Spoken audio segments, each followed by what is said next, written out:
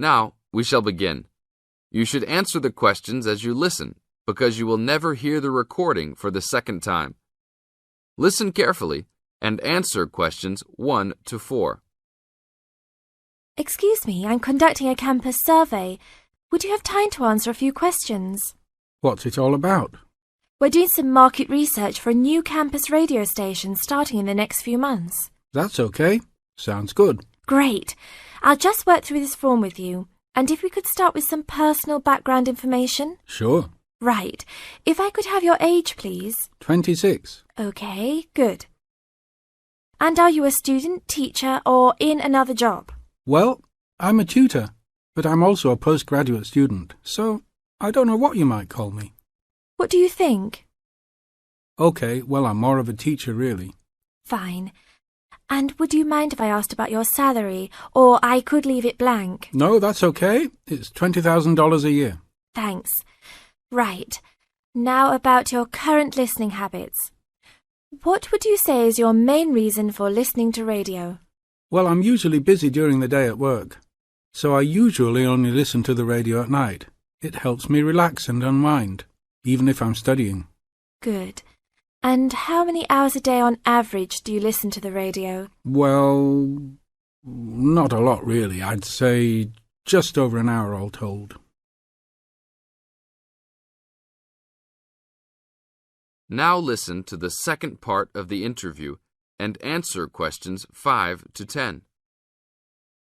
So, what are the 2 main times of the day that you listen to the radio? Well, for a little while around breakfast time, and then it tends to be later, after dinner, when I've finished any serious work I need to do. And what sort of radio programs do you like? I like the news, but I also like classical music. It helps me to relax. Fine.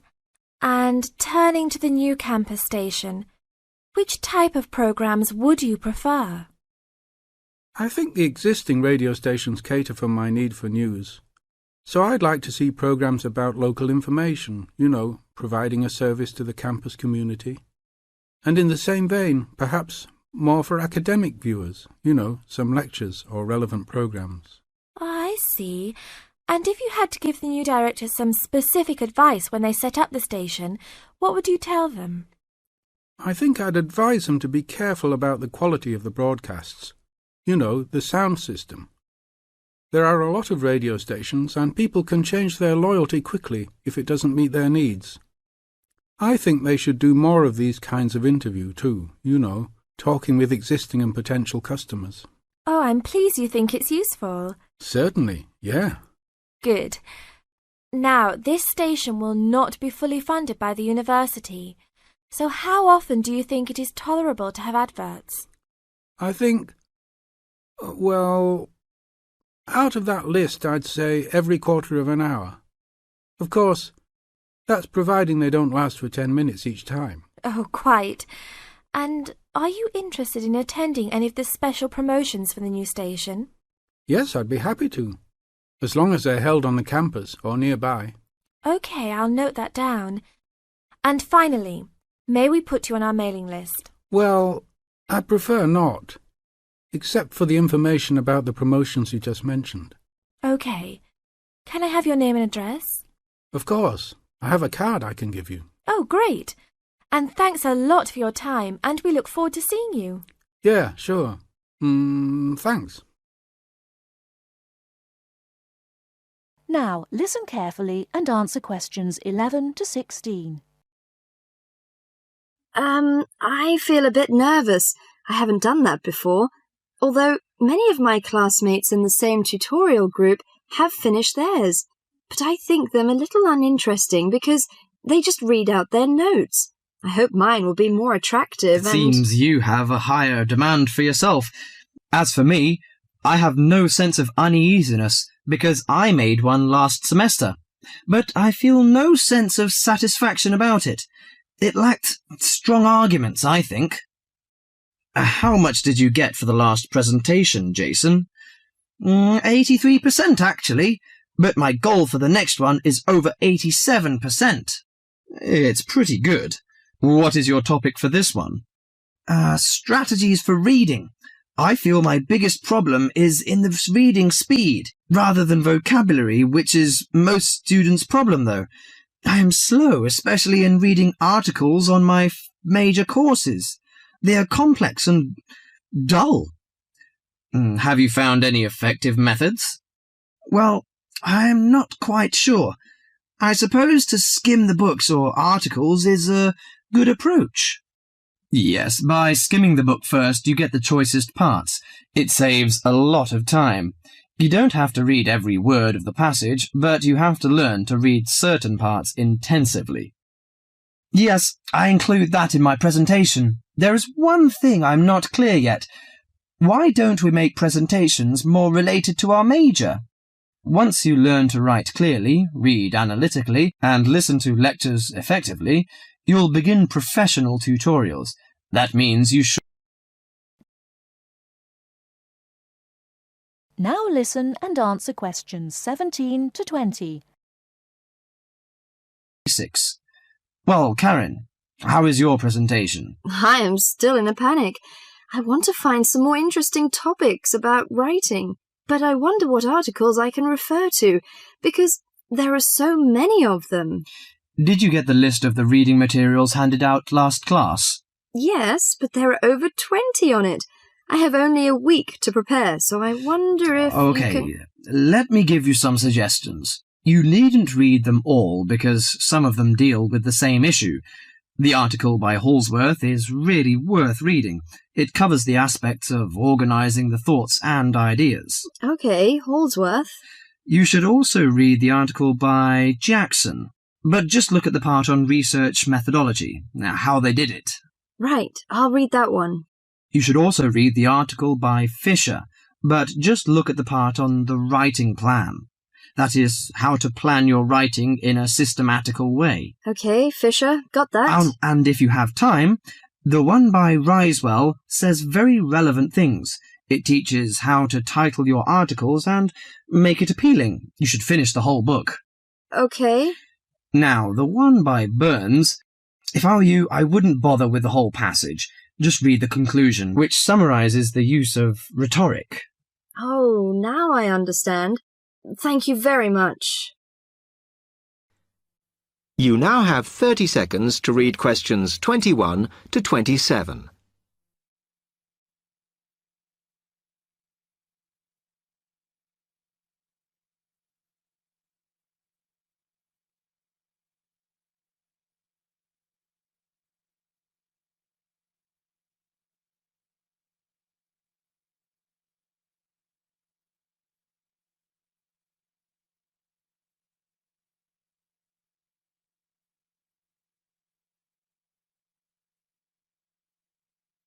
Hi, Alex. Come in. I gather you wanted some help with writing essays. Yes, I'm finding this first term difficult, and I'm worried about the assignments we have to do for January. Well, let me see if I can help. You shouldn't panic about it, because essay writing is a very straightforward process, really. What it involves is organising the information that you want to include. You shouldn't have more than you can easily manage within the word count. Make sure you haven't got too much or anything irrelevant. You need to look at that and work out what you need and what you don't need before you start. And then you just have to think about how you're going to put forward your argument. Oh, that sounds very straightforward when you put it like that. But I'm worried I haven't got the necessary skills for writing an effective essay because English is my second language. Well, perhaps you misunderstand the skills you need. You need to be able to analyse your data, and then I would say the skills of interpretation and expressing yourself are important. Perhaps it's this last one that bothers you, but the more essays you write, the more you will develop these skills. Yes, and I don't quite know how to improve at that. Though, as you say, I know practice will help. And I need to make sure I've got everything ready before I start. Yes. What is vital to good essay writing is preparation. So make sure you build in enough time to do the research you need. Are there any other sources I can use to help me with essays? Yes. You should go to the library and look through the reference section, because there are books that focus on the style we use in academic writing, and those will help you a lot. The other thing that you should think about is what happens when you've actually written your essay. Too many students just complete their work and hand it in, whereas what you should be doing is making sure that you edit it as thoroughly as possible. Oh, yes, that's a good idea. Then I'd pick up any mistakes and also see if it reads logically. Exactly. The other thing is, again, what a lot of students do is get their essays back, look at the marks, then just file it away. They don't realise that if they checked it through and looked at what the tutor had written, then they can learn from their old essays. Yeah, I can see that's a good idea. So, is that okay? You can always come back to me.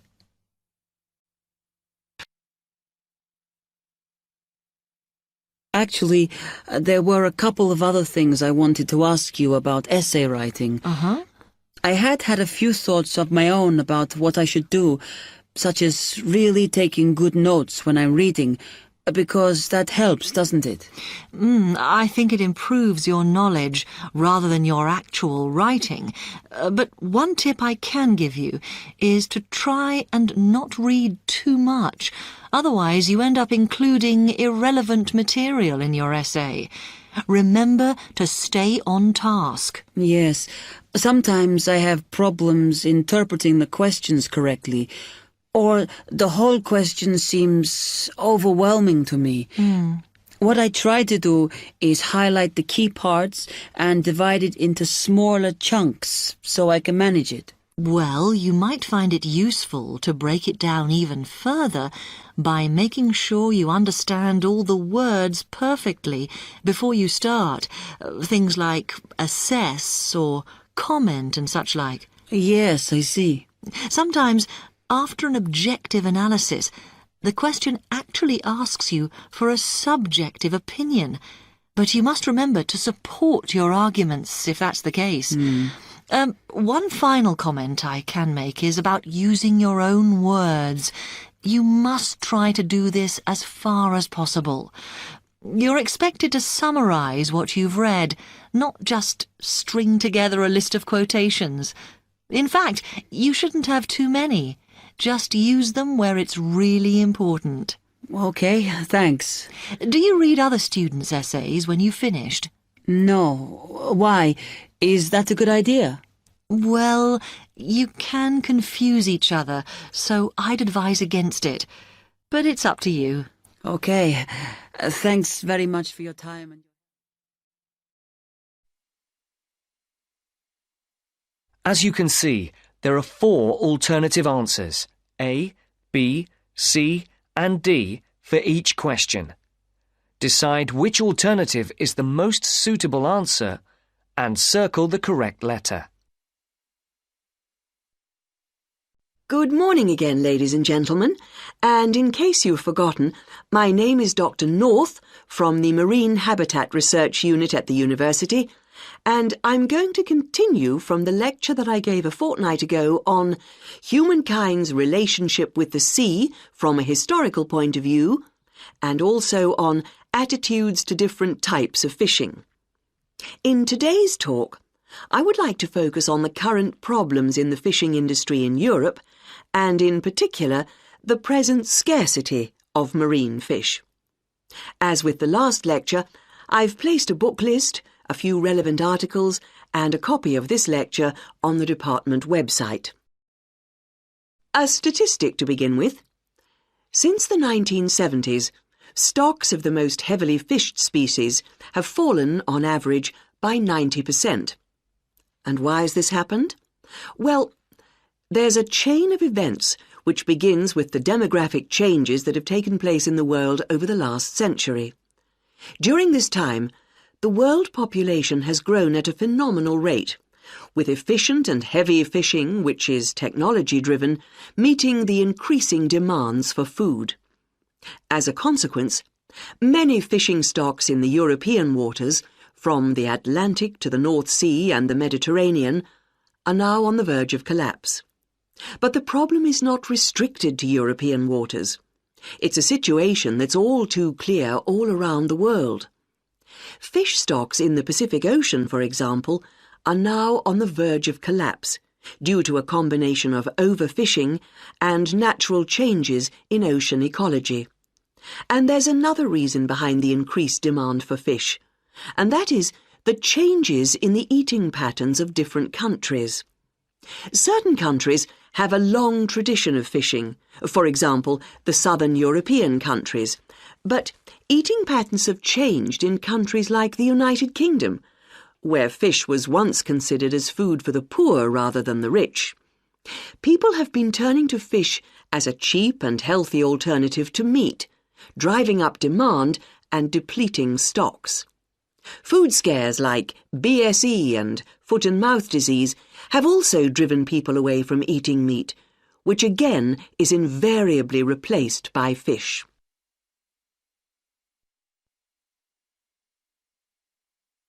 As you listen, complete the table. Write no more than 3 words for each answer. Another important reason is that a sizable proportion of the catch from modern trawlers or fishing boats is thrown away. Nets quite often land fish that are not wanted and which are thrown back into the sea dead. Discarded nets and other traps are responsible for the deaths of many fish. Our seas, like the rest of our environment, are littered with rubbish, which also destroys lots of fish. And fish are also being changed by the chemicals dumped into the oceans, as well as by overfishing, so the size of certain species is decreasing. More then have to be fished to produce a decent catch. And the solution? Well, there has to be more than one answer to the problem. Fish farms provide a partial solution, but the quality of the fish is usually inferior to those in the wild. Reducing the amount of fish that any one trawler or fishing boat is allowed to land is the most effective, but also the most unpopular measure. Countries in Europe like Spain rely heavily on fishing, and are naturally against any step which restricts their catch. But if the depletion of fishing stocks continues, there will be no fish left to fish. Take the disappearance of cod from the Great Banks off Newfoundland, which was once the richest cod fishing area in the Atlantic. After a dramatic fall in the cod population for some unknown reason, a ban was imposed, which, it was hoped, would lead to a repopulation of the cod stocks. The cod did not return, and many fishermen were put out of work. This is a scenario which we do not want to be repeated on a large scale. Now, if you look at this table on the screen, you can see